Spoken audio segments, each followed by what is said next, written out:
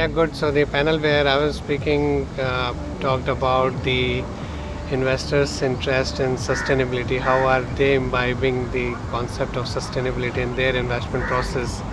And I talked about how at SBI Mutual Fund we are integrating the sustainability into our whole investment process. So we look at the environment, social and governance aspect, the whole ESG framework into our research process, and then automatically, since the portfolio managers invest out of the universe that is covered by the research analyst, and if they are looking at these aspects, it's getting integrated into the whole investment process. So these are early days. We have a checklist. Analysts are looking at those aspects, but surely in India we have a long way to go.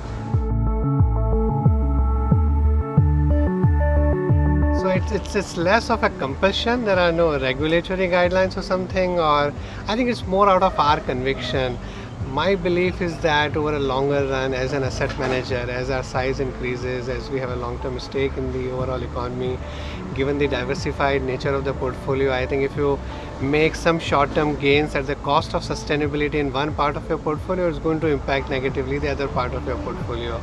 And I think as a also from a fiduciary duty perspective, I think we need to look at longer term, and also from an alpha generation point of view, I think looking at the sustainability adds to your alpha over a longer period. That's my strong belief. I mean, it gives you opportunities in terms of companies that are going to benefit from these larger trends, and also companies that can get negatively impacted. How do you avoid, how do you keep that in mind? I think that is also equally important.